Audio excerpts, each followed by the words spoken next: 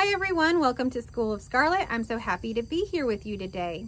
So today I have a very important message for you, and I think this is a very important message for someone out there. So if this message resonates with you, please give it a thumbs up or comment down below how it resonated with you. So this message is going to start off a little bit rough, but stay with me. This is all based on my own experience, and I think that there will be others that resonate with it. So this is why I'm sharing it. So the message is, no one is going to come save you. No one is going to come save you, my friend. Nobody. Okay. And we don't realize this until we kind of get to the end of this rope. But throughout many of our lives, we've actually been very, very codependent. And the sense of really kind of seeking approval, seeking permission from others, even seeking information from others, it always seems that there's this need to want to seek something outside of ourselves, But you see, it's not outside of ourselves. So stick with me. I'm going to show you how life really just keeps pointing us back to ourselves. As painful as that might be, life continually shows us that no one is going to come save you. So it starts off early. It starts off when we're children. We really look to our parents to care for us, to, take care of us. That's essentially what parents do, is they take care of us. And they do a lot of times take care of us very well. But in other ways, they may not meet the mark in some ways. There's going to always be something missing. And this is always pointing us back to ourselves. So the story's different for everyone. Some of us grew up in homes where maybe the finances were lacking, or maybe the emotional part of that relationship was lacking, or maybe it was something else. Maybe it was the fun, maybe it was the authenticity, maybe it was the time, but something was missing from that relationship. And this seems to reoccur in our lives, that we are in these kind of situations where something seems to be missing. And like I say, for some of us, that's money. For some of us, that's love. For some of us, that's time. But it's something that we continually seek. And we'll seek this in our partners. We'll seek this in our workplace a lot of times. We'll seek this within our families. We'll seek this within our friendships. And it begins to kind of fester and create problems. So let's say that we're seeking love or approval from others. If we're constantly seeking this in this kind of needy energy, the other person begins to sense that, and you begin to have this kind of abandonment begin to happen, where they kind of retreat and get away, right? Because the energy isn't genuine. It's not coming from a heart space. It's coming from an ego space. So if you don't know what I'm talking about, I teach on the heart. I have a course called the Unconditional Course that I realign you to your sacred heart. And so when we're in the ego, we're thinking really all of these things kind of in the survival mode. How can I get my needs met? How can I get that love? Kind of in this desperate way.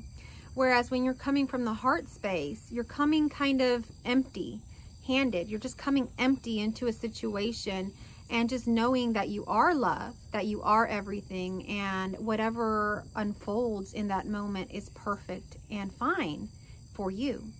So it's a total different shift in perception and reality, and that's something that I can really help you with. If you're interested in that, I also do one-on-one sessions. But what we're talking about here today is essentially that. So you can listen to this video and then just simply realign yourself to your own sacred heart. Now, the journey a lot of times takes a lot of going through it. And that's why we have the School of Scarlet, where we kind of help each other in a community setting, in a course-like setting, to go through that. But as we're going through this, essentially the beginning of this is just aligning to our hearts. So when we recognize that we're not going to get the love from others that we so desperately seek, when we go knocking on this door, knocking on that door, and this door, and we go to this man and that person, looking for love, only to be let down again and again and again and again, we finally get to the point that we are just totally, just kind of almost broken, in this point that where we notice that there's just no one there for us. There's no more doors to knock on. There's nothing there anymore. No one is going to come save you, is essentially the message here. So after you've knocked on every door and, you know, talked to every person behind that door and tried to seek out the love, the money, the attention, the time, whatever it is that you're seeking, and they weren't able to give it to you, or they weren't able to give it to you in the capacity or the amount that you needed, you're left again alone, just kind of there in this sense of kind of loneliness, of hopelessness, feeling like no one is going to come save me. Now, this sounds kind of bleak. This sounds really sad. But my friends, a lot of the things that I talk about here are actually your saddest moments, but they're actually the moments that you're the closest to your divine nature and the closest to shifting or having that perception change that so many people are seeking. Now, this happens naturally. You don't have to seek this. You don't have to do anything. It naturally happens because we're all seeking love. We're all seeking unconditional love, and we seek it everywhere. We seek it in our partners. We seek it in our pets. We seek it in our friends. We seek it in the world. But it's actually right here within your own heart. And it sounds cliche, and it sounds like you've heard this 1,000,001 times, but everything that you are seeking is truly within. So to access the within, you have to honor your heart. You have to follow your heart. So what the world and everything, the appearances around you are really teaching you is that no one is going to come save you. So what it does is essentially builds a story for you that you go knocking on your crush's door, trying to get love, and maybe he lets you in and you start a relationship, and maybe even you get married. But there's love there. But you see, something seems missing, does it not? Now, it is because that's not unconditional love. When you're not working with all aspects of yourself, you're not experiencing unconditional love. The missing aspect or the missing piece is you. And all that you have to do is be authentically you.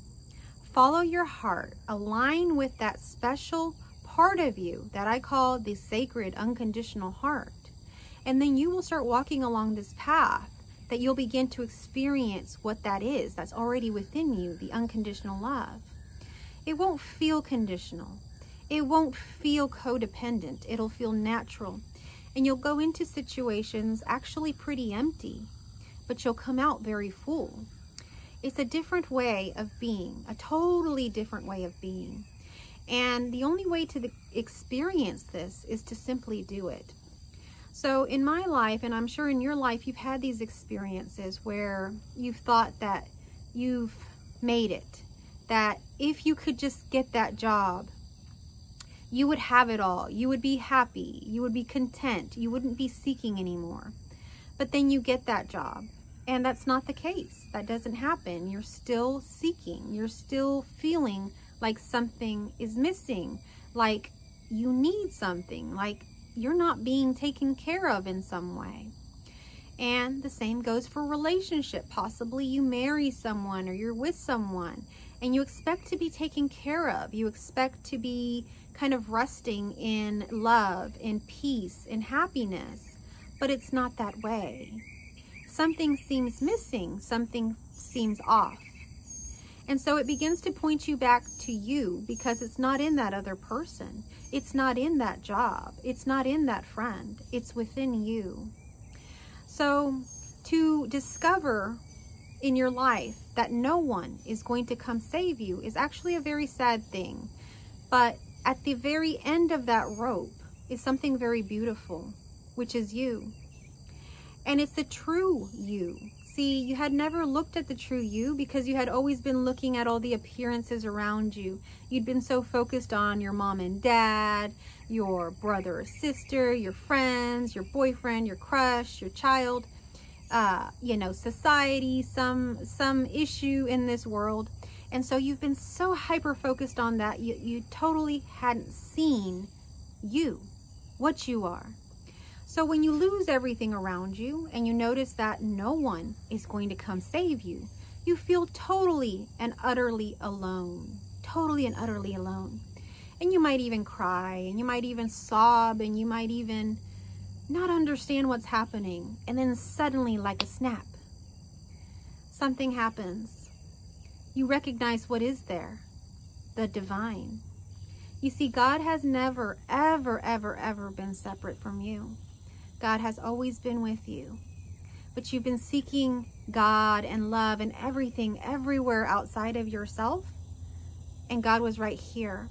And when everything outside of yourself left, because that's what had to happen for you to recognize God, when all of those appearances had to go down, you finally could see. You could see clearly.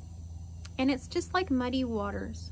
When we have muddy waters like I have in my pond, it's muddy. It's all muddy like that. And it's muddy because we just had a storm. We had a lot of movement. But what happens when we have a little bit of stillness, when everything goes down, those illusions and everything dissipate? We have silence, we have peace, and in the muddy waters, we have stillness. And the mud goes down to the bottom, and we have a bit of clarity there.